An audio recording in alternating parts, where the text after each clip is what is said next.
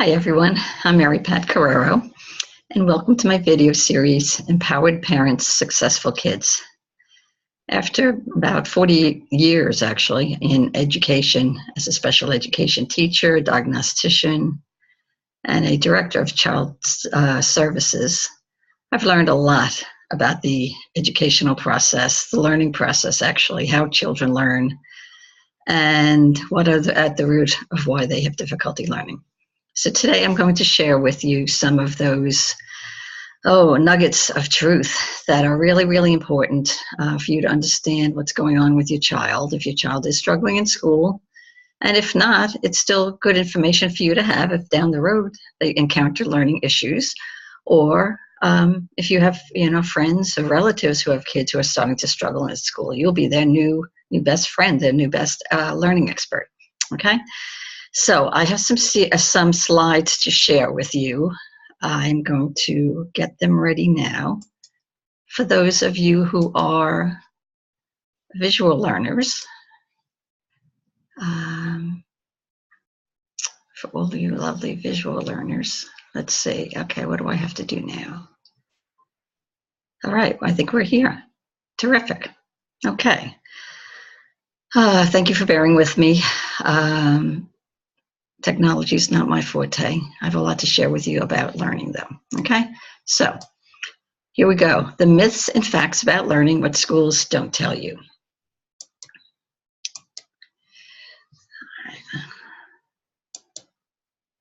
All right, first of all, let's talk about, there are 5 areas here we're going to talk about. Grades, gifted children, IQ. We may not touch on tutoring and learning disabilities today. I'm going to try to keep this within a reasonable amount of time, okay, that it doesn't get too long. I know you have busy lives and, and don't necessarily want to sit and listen to me talk for a half hour. So today, at least, we'll get into the grades, gifted children, and IQs, okay? Now, with grades, often the schools and parents understandably think if their kids are getting good grades, everything's great, everything's fine, okay? Most schools won't even bother evaluating children if they see they're getting decent grades, okay? But the truth is actually that children can get good grades and have covert developmental learning problems, all right? You may see inconsistencies in their behavior, in their academic functioning, their grades, all right? Often the symptoms that you will see that if your child is getting good grades and you're not sure if something else is going on, because after all, they are making the grades, but often the symptoms are behavioral and not about the grades, okay? The covert learning problems cause behaviors, which are just symptoms. Schools therefore miss these kids. They become silent strugglers. They fall between the cracks, or are mislabeled ADD or ADHD very commonly. All right, a lot of children, especially, now we're going to get into gifted children. Gifted kids are great for getting the grades, okay? Amazingly, so many times they can just not study for a while and then just pull it off and get really good grades by the end of the term, okay? But yes, even though a child is gifted, they can have learning problems and learning disabilities, very often, which is covert as well. They often are the biggest enigmas for teachers in the schools, okay? And they are often misdiagnosed, or they fail to be diagnosed as having dyslexia, other kinds of learning disabilities, okay? Because they can compensate very well, very often. And even though then that inconsistency is somewhat of a red flag for their covert learning difficulties. And again, more often than not, they are mislabeled ADD or as having behavior problems, okay? Very often they are not, most often from my experience, okay? Now, let's see, IQ. IQ stands for intelligent quotients. And this is the biggest area that I feel that the schools are really negligent because they misuse the IQ. It is not used the way it is meant to be used. And it is somewhat skewed in terms of looking at it in relation to achievement. And it can make a big difference between your child getting services and being labeled or not labeled. Not that we like the labels, but if they help to get the services, that's what matters. But they can be misdiagnosed and neglected, and that can actually become more of a learning problem down the road, or social emotional problem. Okay, now with the IQ, it is a snapshot of how your child processes information. All right, it's only in present time. So the IQ right now that you or your child has is how you or they process information in the here and now. It is not fixed. IQ absolutely can change, and it does not measure all of the intellectual abilities, all the cognitive abilities, perceptual, sensory motor, all of these different abilities that are critical for children to become, to be proficient learners, to be successful learners, and independent learners. Okay, so often the schools will look at, well, how's their IQ in relation to achievement? Well, if the IQ is viewed as high or average and their achievement is low, they'll say, okay, they have a learning disability. And probably so, because the thing is, the intelligence and those intellectual abilities are what are driving a child to be able to learn. But that's really where the problem is, not the academics. It's never about the subjects. It's about how your child, what we call, processes information. And I'm going to have a whole video next on learning, the process of learning. All right. Now, the other way, if a child's IQ is kind of low, but their achievement is high, they'll say, well, yeah, they've got good grades. There's not a problem here. Well, there is. If they have low scores on their IQ tests, that says they are really struggling in how they process information. They are really struggling to learn. So actually, that child, if they're getting good grades, they are an overachiever, which we know a lot of children can be. But that can also cause social emotional issues, burnout, different kinds of behaviors, which will become red flags, actually, for learning difficulties. So intelligence is not fixed. It is the intellectual abilities are actually that are weak or low. If your child has low IQ, those are actually underdeveloped abilities, and they can be trained and developed. All right, so IQ is not static, and it is always, like I said earlier, right in the here and now. So a child's IQ can change, which shows that, it's very much about brain skills and brain functioning. Okay, we'll look at tutoring just a little bit, okay? Tutoring, just like school, focuses on the subject matter, and that is not where the problem lies, okay? If your child, and most children are, going to school regularly, doing their homework because they have wonderful parents helping them, studying, all of those pieces, and they have good teachers and good education system. And they're still struggling. It's not about the subject matter. There's something else going on underneath all of that, which again is what, why all of the foundation skills for learning need to be looked at. And that's what really needs to be addressed. So very many learning problems can be addressed and resolved. Let's see,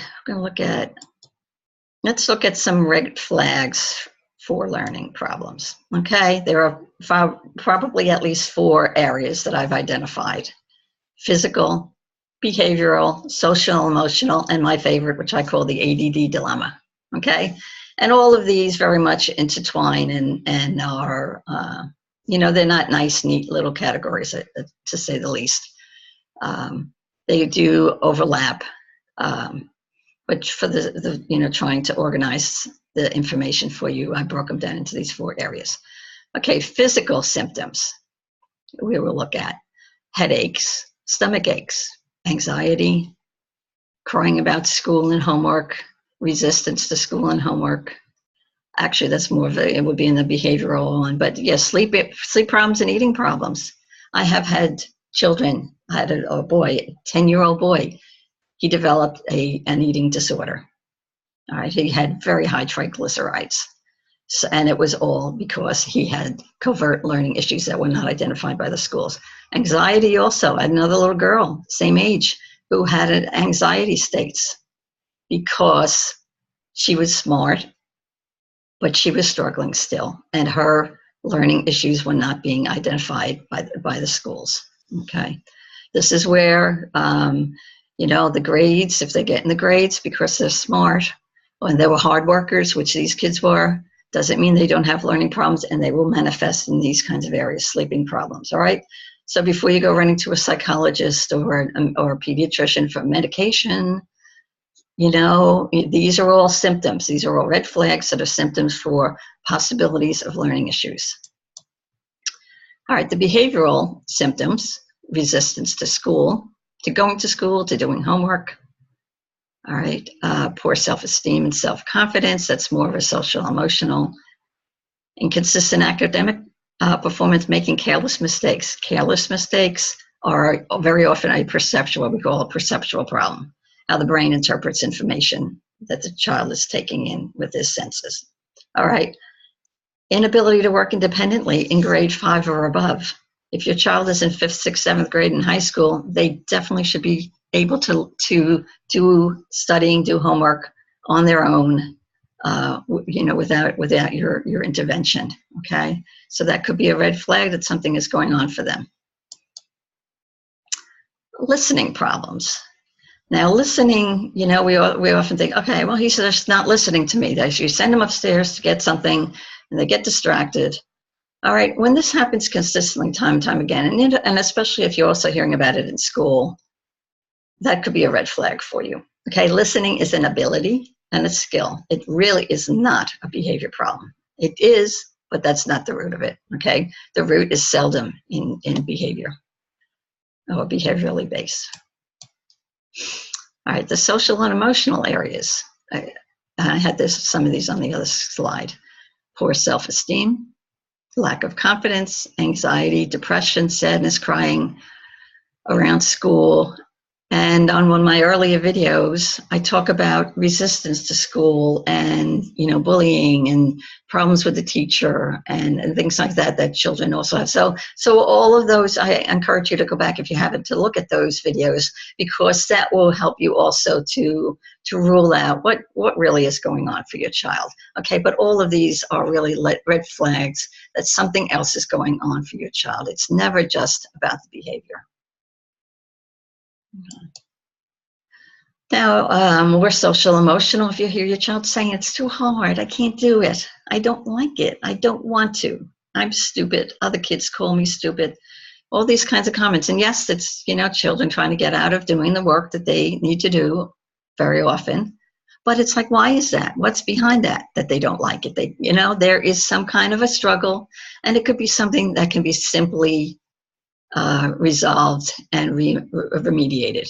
Okay, so that's why I'm going to do another video coming up soon about the learning process, so you'll know all the areas that need to be looked at and addressed to help your child. All right, comments by yourself, possibly, or by teachers. All right, you might be thinking to yourself, or you might have heard a teacher say to you about your child, he's just, or she's just not motivated. He's or she is just lazy. They have ADD, ADHD. He just needs to work harder, stay more focused, try harder. I think comments like that, yeah, it's true. And what's behind it? What's at the root cause of it? Okay.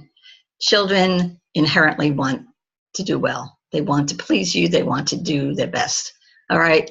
And so whenever we're seeing behaviors around school, in any of those areas, behavioral, physical, social, emotional, those are all red flags for you to take a look and see what else could be going on. All right, and now we get to my favorite, the ADD dilemma. Okay, ADD and ADHD. Now these days, they've got them combined into one called ADHD rather, okay? ADD is attention deficit disorder. ADHD is attention deficit hyperactive disorder. Okay, now, an accurate diagnosis, to me, from all the years I've worked with kids, it is actually a conglomerate, if you will, of symptoms. There is no individual disorder, disability called ADD or ADHD.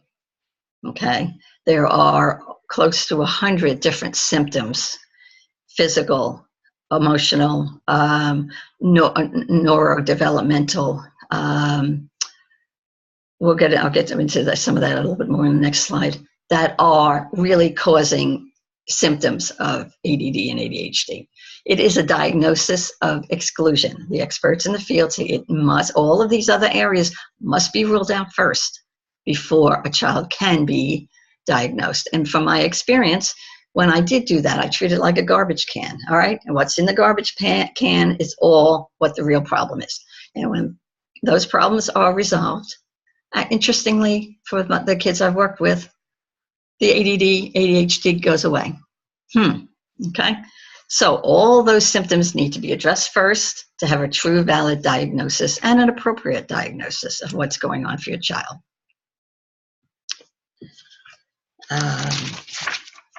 All right, we've gotten through most of the material pretty quickly. And yes, I'm sure you have a lot of questions, and I want you to, below, add the questions, comments that you have. And we're going to just take a minute and we'll look at what are some solutions. All right. All right. So you're starting to have questions. Send me your questions if you would like. Mary Pat Carrero at outlook.com, outlook.com. You can add comments below on this video. You can also go and post message me on my Facebook page, which is Center for Learning Enhancement. Okay, so let's have a conversation and let me help you in seeing what's going on for your child. Some solutions, which I also talk about in my earlier videos, and I will get more into these in depth in future videos as well. A vision assessment by a developmental or behavioral optometrist.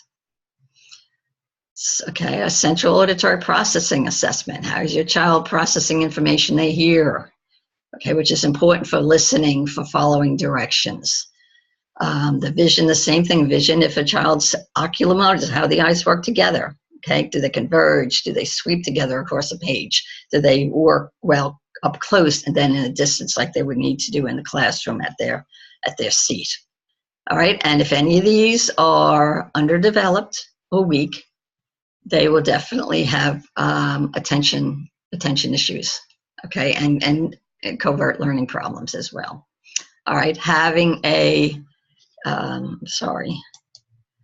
comprehensive intellectual assessment, not an IQ test. Again, IQ tests it only measures like 12 of the learning abilities that are critical for your child to be a successful, proficient learner. All right.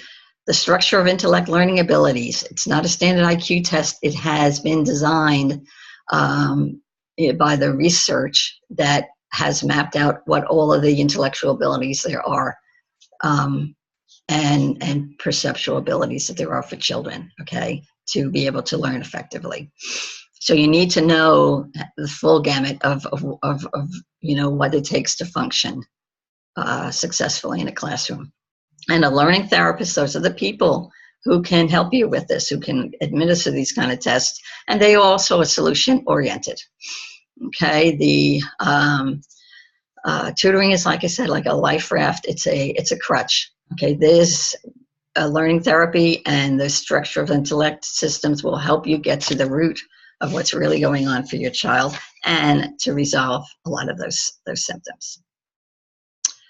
Here are some wonderful resources that I've found over the years, books and some links to professionals, including my own, okay?